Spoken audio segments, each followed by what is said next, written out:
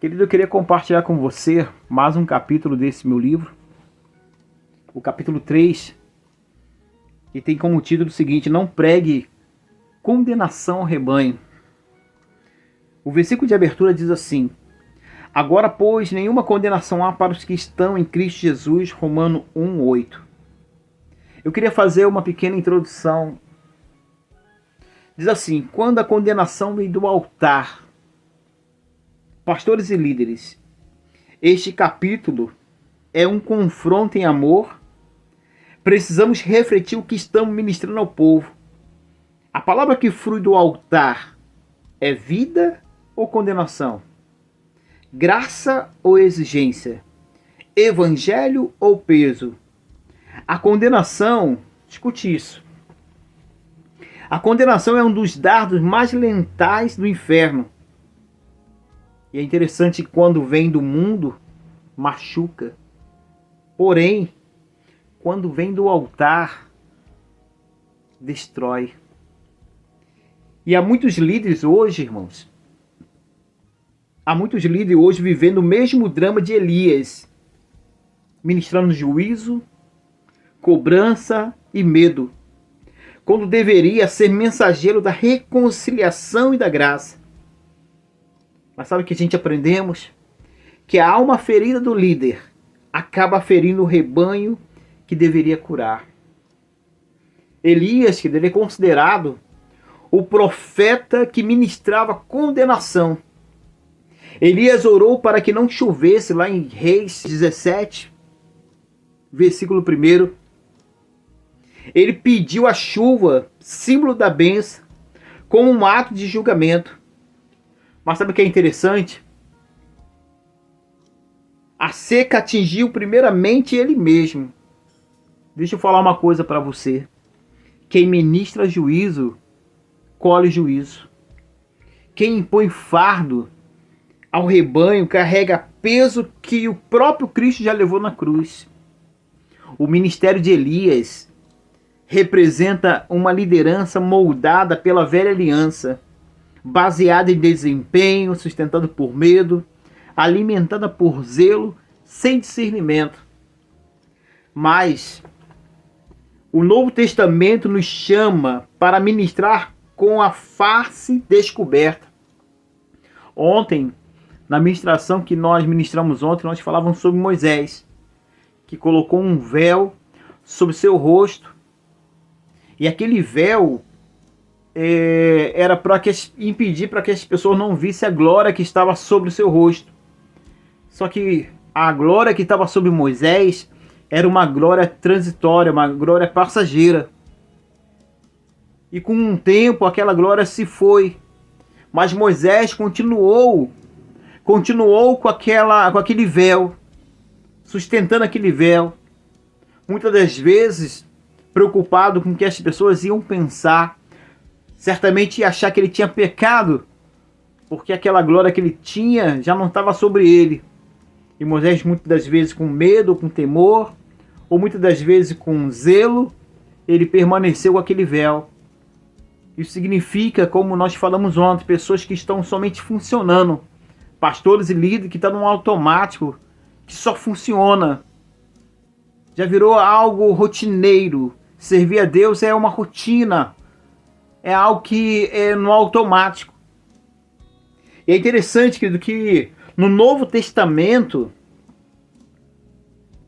nos chama para ministrar com a face descoberta, refletindo a glória da nova aliança, não com um véu como Moisés e nem com juízo como Elias.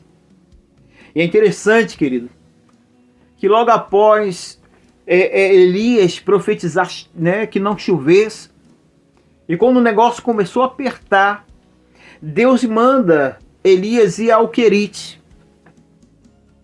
O Querite é um lugar de quebrantamento do líder que julga. É o lugar que Deus leva para nos tratar.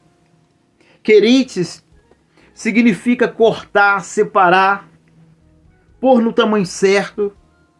Deus leva Elias a esse lugar para quebrar o orgulho espiritual e a teologia da aristocracia. Maravilha. Elias é alimentado por corvos, animais impuros. E quando ele está ali no Querite, Deus, aquilo que ele julgava ser impuro, que para o povo judeu era algo impuro, era o corvo, Deus faz com que o próprio corvo, um animal que eles julgavam ser impuro, viesse alimentar Elias. Da mesma maneira, Pedro, quando Deus falou que ele tinha que ir na casa de Cornélio, e Pedro ele estava se recusando aí porque ele achava que Cornélio era alguém impuro, e ele teve aquele sonho que ele viu aquele lençol com vários alimentos, e Deus falou: come. E Deus disse para ele: como você quer fazer algo impuro, aquilo que eu já o santifiquei? Querite é o lugar que Deus nos leva para nos tratar. É o lugar que Deus nos leva para tratar o nosso orgulho, o nosso ego. É o lugar que Deus nos leva para nos moldar e nos colocar no tamanho certo, da maneira certa que Ele quer. E é interessante, querido, que Elias é sustentado num sistema que ele mesmo condenaria. Deus estava ensinando: a provisão não vem do zelo, Elias vem da minha graça. Deus coloca ele num sistema que ele mesmo condenaria. Aquilo que ele julgaria, que ele julgava ser imundo, Deus pega e faz com que traz carne para alimentar a sua fome. E é interessante, muitos líderes hoje estão sofrendo em silêncio porque ainda acham que Deus os sustenta pelo desempenho. Mas Querite te ensina, não é você que mantém o ministério, é a graça que te mantém de pé. Querite é o lugar da dependência, é o lugar que Deus nos leva para tratar, para estar debaixo da dependência dele, para a gente entender que é a obra de Deus. Deus ele nos convida para participar de uma obra já pronta. A obra de Deus já está pronta. Glória a Deus. Logo em seguida, o que Deus ele faz? Deus manda Elias ir para Serepta. E ele diz que ele já deu uma ordem, uma viúva, para que viesse alimentá-lo. Sabe o que eu acho interessante? Que essa viúva de Serepta é uma mulher lá de Sidom.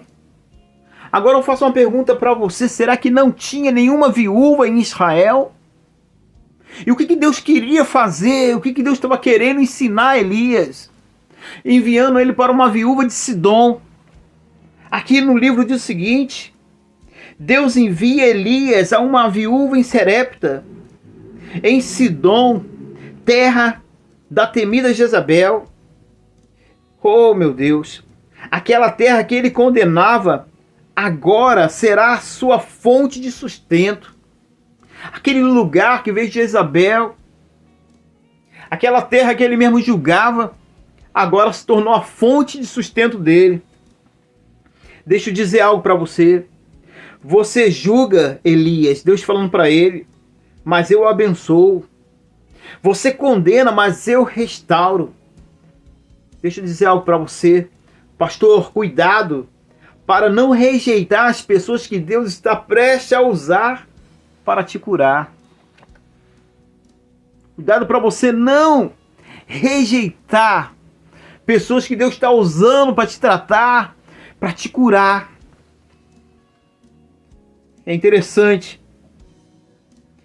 A graça surpreende. Monte Carmelo. O fogo não cai sobre o pecador. Elias clama e o fogo desce, mas não sobre o povo pecador. O fogo consome o sacrifício. Lá no desafio dos profetas de Baal, a Bíblia diz que Elias clama, ele prepara um altar e ele clama para que Deus respondesse com fogo. E é interessante que quando o fogo ele vem, ele não cai sobre o povo. Se Deus realmente tivesse irado com aquele povo, certamente o fogo não descia sobre o altar, desceria sobre o povo que estava idolatrando, o povo que estava indo contra os seus princípios. A Bíblia diz o seguinte, que esse sacrifício representa Cristo. O fogo de Deus não caiu sobre nós, mas sobre Jesus na cruz. E Jesus gritou: está consumado. O amor venceu o juízo. A justiça foi satisfeita. E nós agora somos chamados a ministrar reconciliação, não medo. É interessante que quando Jesus ele entra no templo e ele começa a ler Isaías 61, e ele começa a citar Isaías 61, ele começa: o Espírito do Senhor está sobre mim, ele me ungiu. E a Bíblia diz que quando ele chega a proclamar o dia aceitável do Senhor, quando chega na hora do dia da vingança, a Bíblia diz que ele pegou e fechou. Ele não prosseguiu. Porque Jesus não veio trazer juízo. Jesus ele veio trazer graça, favor. Muitos estão clamando que o tempo de Elias, e até canta, esse é o tempo de Elias. Nós não estamos no tempo de Elias. A Bíblia diz o seguinte, que quando Jesus foi para aquele monte, levou Tiago, Pedro e João ao monte da transfiguração, e quando ele estava lá em cima, de repente a Bíblia diz que Pedro ele olha e vê Jesus transfigurado, e do seu lado está Elias, do outro lado está Moisés. A Bíblia diz, querido, que quando Pedro ele olhou aquilo, ele ficou admirado, e ele falou para Jesus: Senhor, se tu quiseres, nós faremos três tendas, uma para ti, uma para Moisés e uma para Elias. A Bíblia diz que quando ele falou isso, Pedro tentou igualar Elias, Moisés e Jesus. A Bíblia diz que do céu Deus clamou, Deus gritou e disse: esse é meu filho amado, a ele escutai. Por que Deus disse isso? Porque o tempo de Elias já tinha passado. O tempo de Moisés também passou. Elias representa os profetas. Moisés representava a lei. E Deus estava falando assim: agora é o tempo de ouvir a graça. É o tempo de ouvir Jesus. Esse é meu filho. Esse é meu filho amado. A ele escutar e a ele ouvir. Nada de tempo de Elias, nada de tempo de lei de Moisés. Nós não estamos no tempo da graça, do favor imerecido. E é interessante que tudo na Bíblia tem significado. E lá naquele monte tinha 3 pessoas. Tinha Pedro, João e Tiago.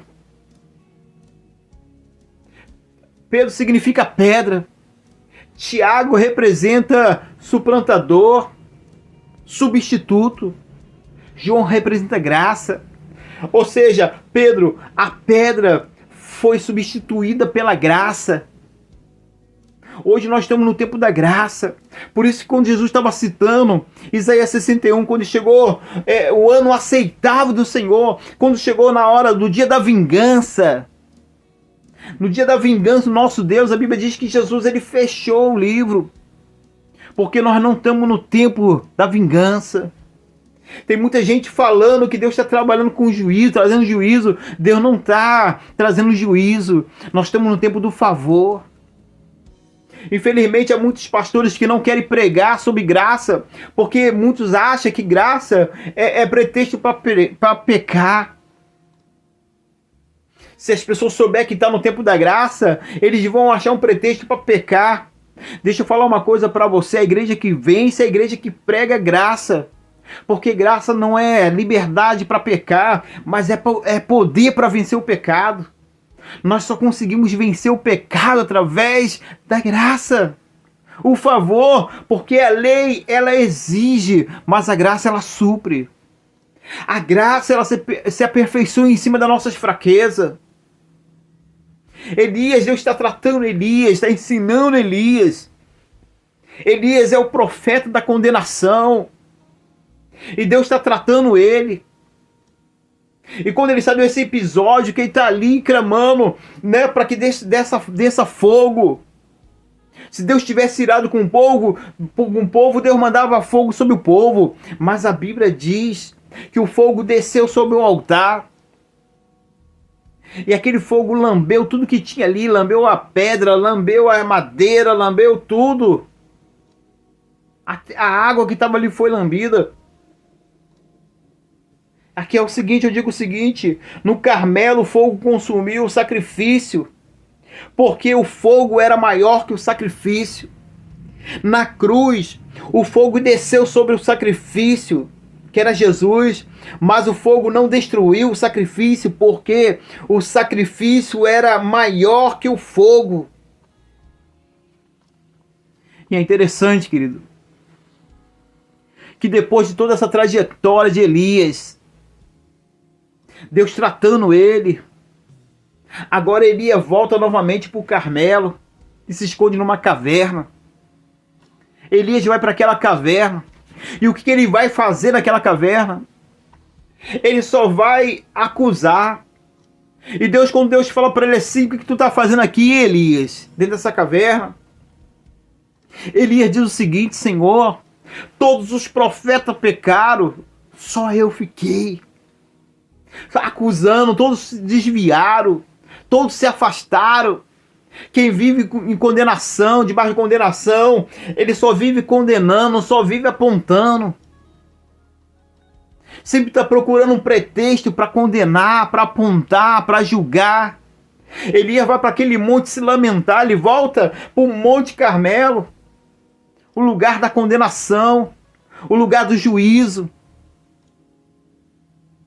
E quando ele começa a se questionar, Deus fala assim: para de ser bobo, rapaz. Eu já tenho 7.000 homens separados, que não se dobraram, que não se corromperam. Não só tem você, há muitas outras pessoas que eu estou levantando.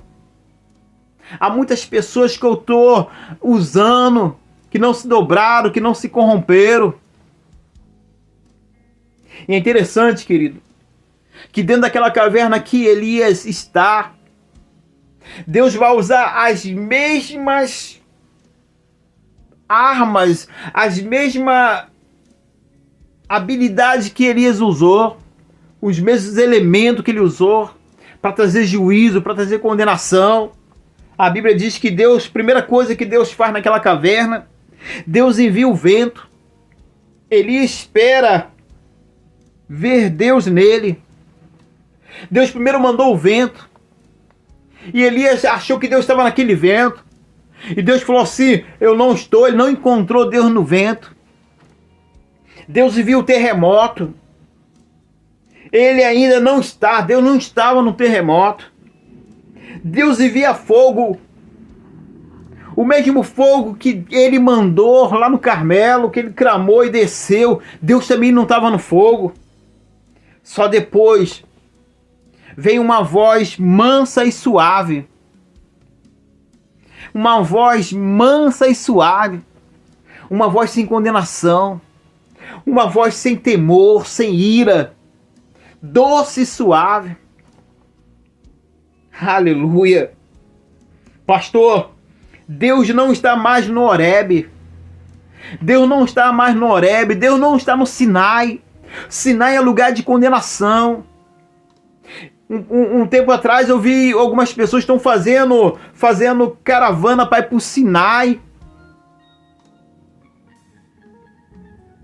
E a pessoa que estava lá naquele Sinai, com aquele grupo, falou que temos que pegar a frequência de Moisés, do líder Moisés. Não, a gente não está na frequência do líder Moisés, nós não estamos na frequência do líder Elias, nós estamos na frequência da graça, na frequência do Espírito Santo, na frequência de Cristo. Deus não estava no terremoto, Deus não estava no vento, Deus não estava no fogo, mas quando uma voz suave, mansa e suave. Aleluia. Pastor, Deus não está mais no Horebe, no ruído da cobrança, na força da acusação. Ele está na voz da graça, no som suave do descanso. Foi essa voz que tirou Elias da caverna. Nem fogo, nem terremoto, nem vento. Nada disso tira um homem da caverna. A única coisa que tirou o homem da caverna, a única coisa que tirou Elias da caverna foi aquela voz mansa e suave. A única coisa que faz o homem se libertar, a única coisa que faz o homem se levantar é a voz da graça. Não é condenação. Não é voz de juízo. Deus não está irado conosco. O sacrifício de Cristo naquela cruz foi suficiente, foi parâmetro perfeito para que a ira de Deus pudesse se aplacar. Deus não nos julga mais segundo nossos pecados, porque agora nós somos a justiça de Deus em Cristo Jesus. Somos a justiça de Deus em Cristo Jesus porque Ele tomou o nosso lugar naquela cruz. Ele levou tudo que era nosso. O nosso pecado foi julgado naquela cruz. Antes nós éramos pecadores, agora nós somos santos, estamos lutando contra o pecado. A chave virou.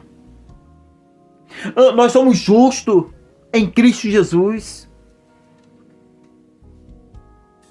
Só a voz da graça, só a voz da graça cura o líder ferido. Aleluia. Só a voz da graça. E é interessante, querido, que depois que Deus tira Elias da caverna, Deus tira Elias da caverna e Deus dá 3 ordens. Deus dá 3 ordens para Elias. Deus dá 3 ordens para Elias quando ele sai da caverna. Depois que passou o terremoto, passou o vento, desceu o fogo, aquela voz mansa e suave desce sobre Elias e tira Elias da caverna. E Deus libera 3 palavras para ele. A primeira, Deus diz para ele ungir Azael como rei da Síria. Segundo, ele manda ungir Jeú como rei de Israel.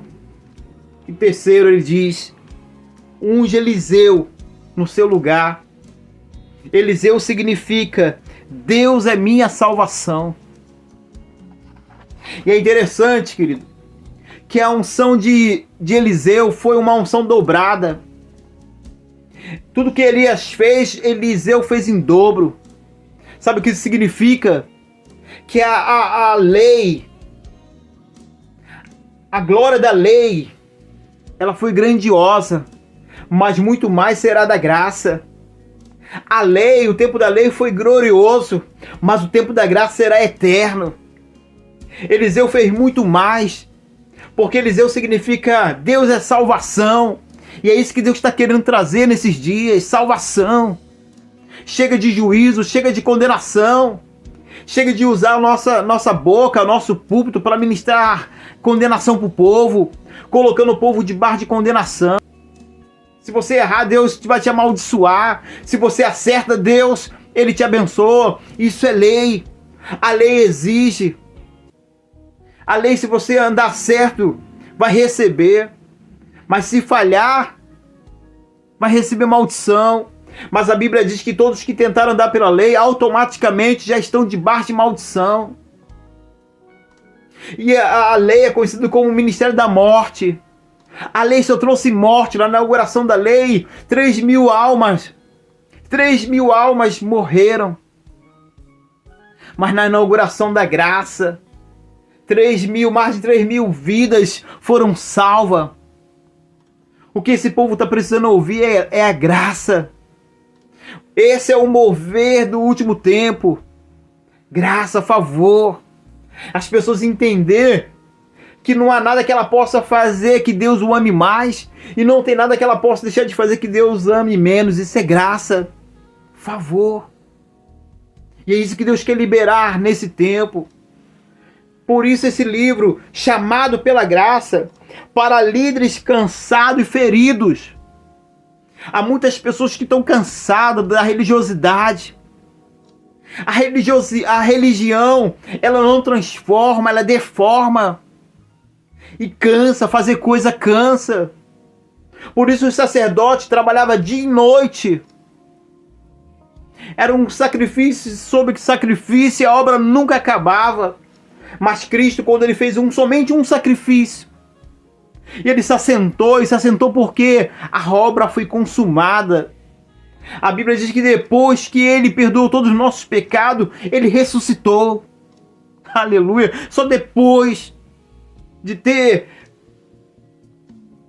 limpado todos os nossos pecados, ele ressuscita. Aleluia! Glórias a Deus!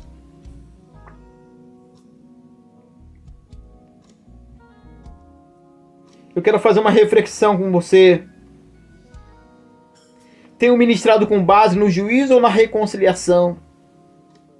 Meu altar tem sido lugar de graça ou de exigência? Tenho alimentado o povo com vida ou com peso? Estou vivendo com um véu ou com o rosto descoberto? Pergunta para você mesmo. Responda para você mesmo. Quero fazer uma oração profética com você. Senhor, perdoa-me se em algum momento ministrei condenação, onde o Senhor queria liberar graça. Ensina-me a sair da caverna. Quero ouvir tua voz suave novamente. Renuncio todo peso, toda exigência e toda crítica